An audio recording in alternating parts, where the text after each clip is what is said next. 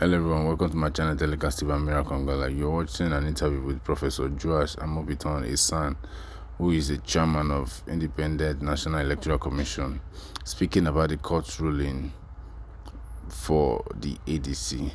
Looking at this, several agitation and opinion has been raised by different leaders in the ADC, saying that APC, Joash Amupitan, is taking side with the APC to fight the ADC, looking at how the ADC is rising to take power from Tinubu come 2027.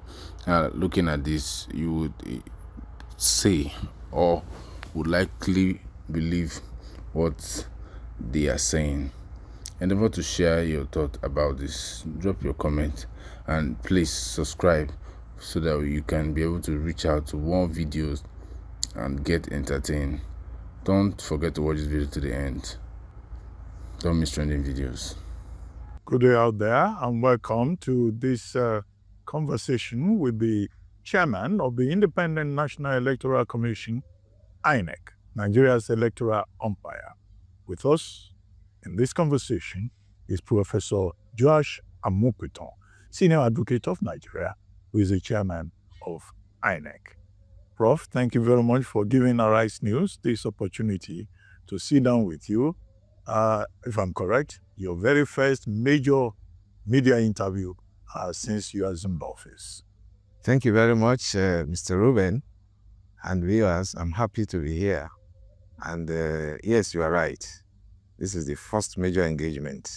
Thank you very much indeed. Now, Thank you. we are holding this conversation at a time Inec is perhaps, to put it as it is, in the eye of the storm.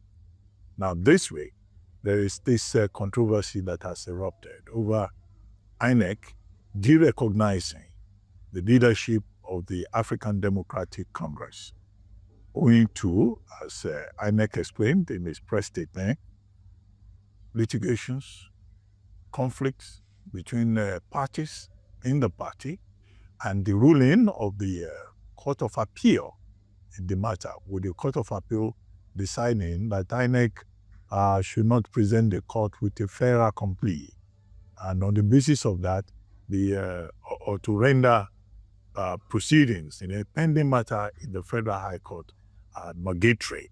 So Inec, on the basis of that, now says, we go back to status quo ante bellum. Inec will not recognize either of the parties to the suit.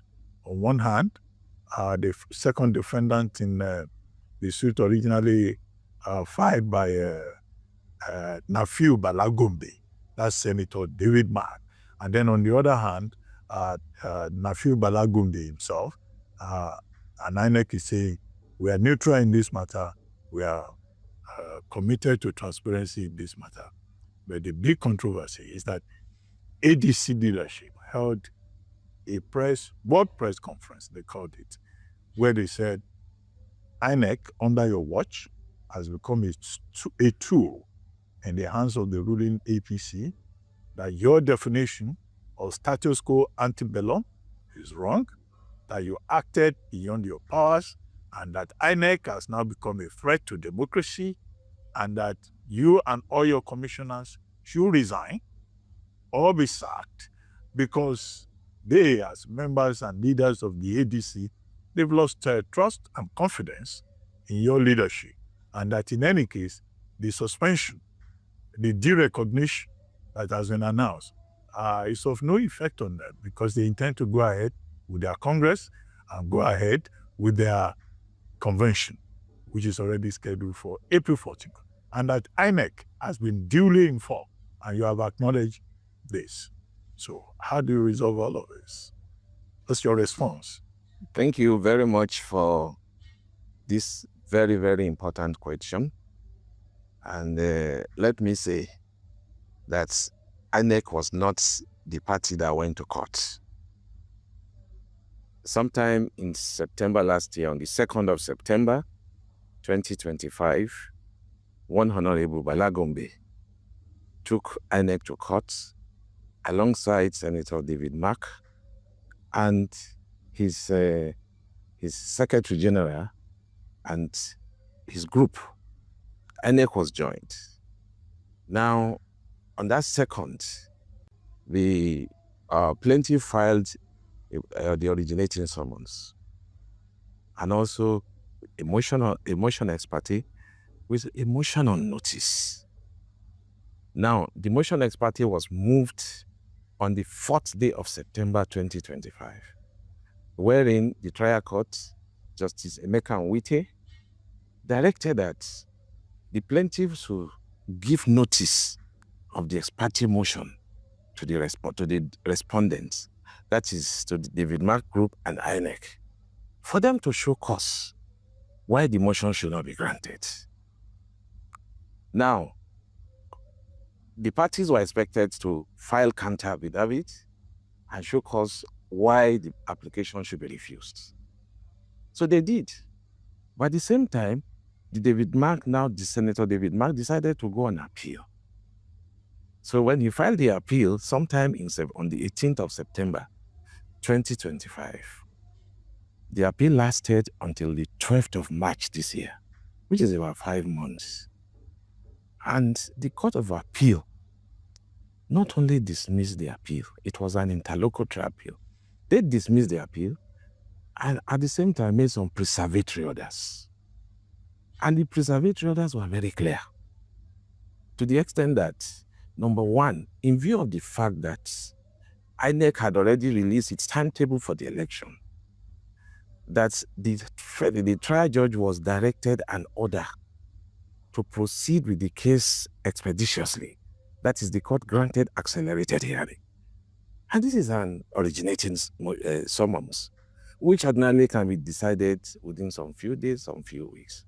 That is number one. Then number two, which is now causing the controversy, is the order, specific order, that parties should maintain status quo ante bellum. I did not just stop at that. The parties should not do anything that will force a fait accompli on the trial court. And finally, that parties should not do anything that will render the proceedings before the court nugatory. Those were the definite orders of the Court of Appeal. Now, when I first heard of it, because it was delivered on the 12th, I heard of it on the news, social media. And before I knew it, people were calling me that INEC has the David Mark name group has been ordered to be removed. I said I cannot act on social media news information. I read it on the social media. Then I look at it, it was an interlocutory appeal that has been dismissed. So ordinarily, we should be talking of going for the substantive trial. Then on the 16th day of March 2026, I received 2 letters. One from the solicitors of Senator David Mark's group, requesting me to maintain the status quo at the Federal High Court and not to recognize the other camp led by Nafiu Bala.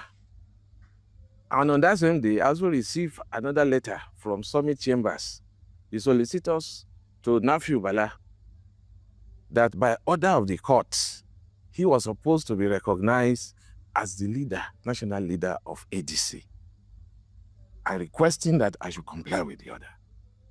So naturally, when you receive such communications, you have to refer it for advice. I call a meeting of the legal department and the EPM, and we look at the facts based on the judgment. And the EPM specifically requested that since there was going to be a meeting of the political parties, what do we do in this circumstance? And secondly, that they had received notice of the meeting of Inec of ADC by David Mark's group. So looking on the face of the judgment, and then I felt, okay, what you should do in the circumstance, we are just receiving this case. Invite them. Go ahead, invite them, monitor whatever. As soon as I did that, I got another letter from Summit Chambers on the 27th day of March 2026. And that letter specifically drew my attention to another motion ex parte, an emotional notice filed on the 15th day of December 2026 2025. Now, in that ex parte application, they were asking for an order restraining David Mark and his group from parading themselves as the leaders of the party. And secondly, restraining Inec from monitoring any of the meetings or recognizing whatever that comes out of the meeting. So this was a proceeding that was filed on the 15th day of December before the judgment of the Court of Appeal. And so they were alleging that, given the fact that they had already brought the notice of the Court of Appeal judgment to me, I still proceeded to ask that EPM should monitor their next meeting, that I was in violation of that judgment. And also for inviting them for the meeting of the political parties was also a violation of the judgment of the Court of Appeal. At that stage, I now had to call for the file so that to be abreast of the fact fully, and then went through the judgment and also look at it, the order, the nature of the order granted by the Court of Appeal.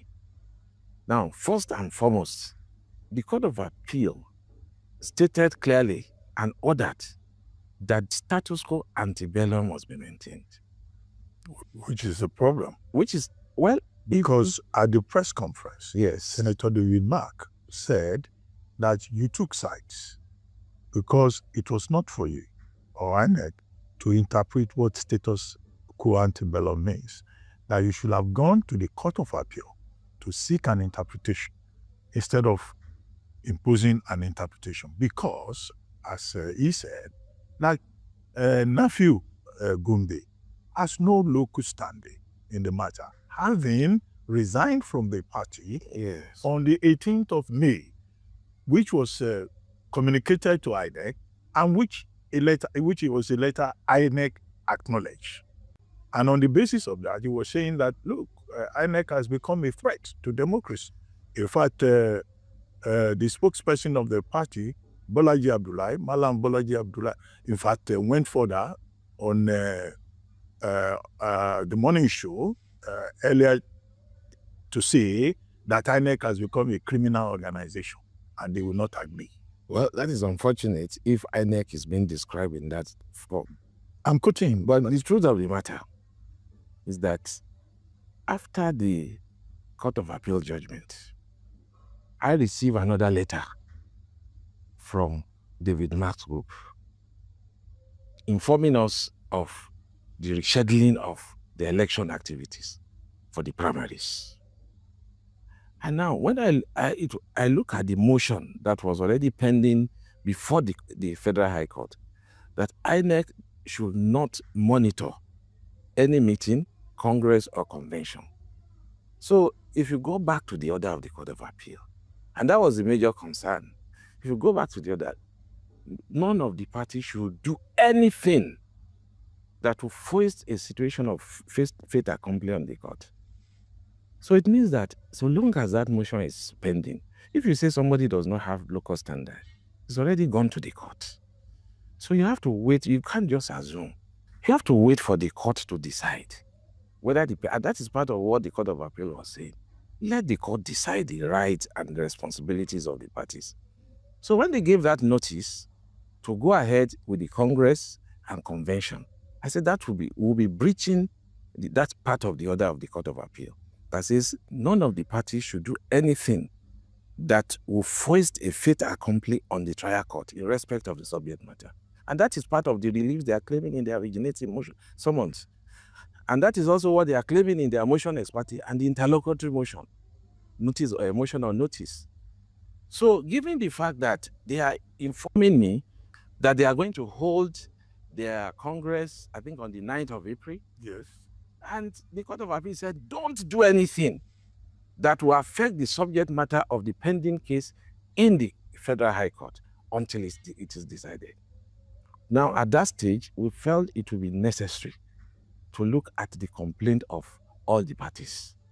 The letter written by the council, and then the letter written by them calling for us resettling their Congress.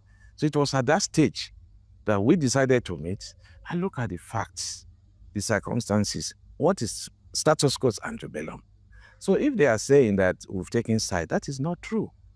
Because if you look at status quo ante bellum, we try to interrogate it. And it naturally means that the status before the hostility started. And in some, there's several authorities that says the status before the war. And the status when things were peaceful, the peaceful conduct until the controversy came. So if you look at it from that perspective, and there are Supreme Court decisions to that effect, that when status quo is even different from status quo ante bellum. So when you talk of status quo ante bellum, it means that you have to go back. And that was a specific order of the Court of Appeal. Prof, there is an indication of time here. Yes. When you say status quo ante bellum. Yes. At what point will you put the date of that status quo? Will it be before the resignation of Nafiu Bala Gombe from his position, deputy national chairman? Or will it be from the point at which Ralph Ukenwosu ratified the National Working Executive Committee led by Senator David Mark? Okay, the issue of the resignation, the validity of it or not, is pending before the Federal High Court. So the Federal High Court has to make a pronouncement. That is why you cannot really say, I know, I have the record. We have record of a letter written by ADC some time ago, I think last year, informing the commission that Nafiu Bala had resigned. That was in August. That was in August, thank you. Then the Nafiu Rabiu also wrote and is contending before the court that he did not resign. And as a matter of fact, that his signature was forged. So this is a matter the court has to decide. So it's not a matter anybody can act on now. And that was why we were very careful when his lawyer was insisting that given the fact that he did not resign, and by virtue of the provisions of the Constitution of ADC, as the Deputy National Vice Chairman, when all the other members resign, of the ESCO resign, that naturally he ought to be the National Chairman of ADC. But looking at the fact that it's a matter the court has to decide, we decided that we're not going to touch that part. And then looking at status quo ante bellum, given the meaning, the definition of given to it by Supreme Court, that it means before hostility, when things were still peaceful and there was cordiality until the controversy. So if you look at it backwards now, you look at it from the viewpoint of when was there a controversy. Controversy started when on the 29th day of July 2025, there was a meeting of Inec, which now ratified the appointment of David Mark's group. So that is where you had issues. So if you look at ante bellum, meaning that before that time, what was the position? Now, in this case, the plaintiff went to court on the 2nd of September, 2025. He filed their motions, motion ex parte, motion on notice for injunction, and also filed further motions ex parte on the 15th of December and motion on notice, restraining us and even stopping them from parading themselves. Those are proceedings. Court of Appeal said, don't do anything that will render any proceeding, whether it is valid, whether it is competent or not, so long as it is filed. Don't do anything that will render the proceeding nugatory. Okay. So if we are going to take any step to go and monitor any primaries now, there's an injunction that stops us from going there. To go and monitor any Congress, there's an injunction that is stopping us from going there. Okay. The leadership of the ADC, that's the David Mark group, Yes. they've now issued a statement of defiance that all those declarations by Inec, that they would not obey any one of them because Inec has no powers to choose the leadership of a political party, and that they will go ahead with their Congress, they will go ahead with their convention, because also they have to be part of the forthcoming elections in Ekiti and Ondo. So what will be the the implications? Well, as far as we are concerned, Inec is a party in the case. And Inec was sued as a defendant by a member of ADC. That is number one. Then secondly, you see, the court is very clear that parties, including David Mark himself, should refrain from doing anything that will foist a situation of fait accompli on the court. So if they are going ahead with their Congress, with their convention, it is left for them to look at it, whether it is in contravention of the court of... INEC did not just take a decision. We didn't just wake up one day and took this decision. There was something led to it. There was an order of court. Don't do anything. Don't take any step that will render any proceeding before the court nugatory. And also that will force on the court of appeal on the trial court, a situation of helplessness, of fait accompli. So if already they're asking that don't do any Congress, don't do any convention, it's a relief that is being claimed. And especially they file a motion for that purpose. That motion has not been determined. So if they decide, let me tell you what happened in Zamfara. It happened in the past. We don't want to conduct an election without this early warning. And at the end of the day, after you have won, the court again will come and declare the election invalid. And the implication is that the person with the second highest number of votes will be declared the winner. It happened in Plateau State during the last election, where after the question of primaries was even an issue, and congresses were not held in some states, in some portion of Plateau State. So the court said, go and do those primaries. But unfortunately, they did not obey the court order. So failure to obey the court order has consequences. They are at liberty to do whatever they want to do. But INEC could not want to go into a situation again where there's another, don't do anything, don't take any step. I have the judgment here. I can read it to you. It's very definite. So if I proceed, for instance, to monitor their convention, it means that I'm taking steps that is going to affect the subject matter that is pending before the court. Okay.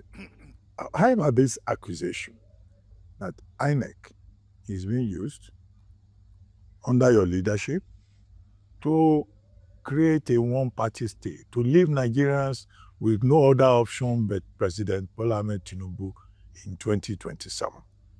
And it's not only the ADC that is saying that.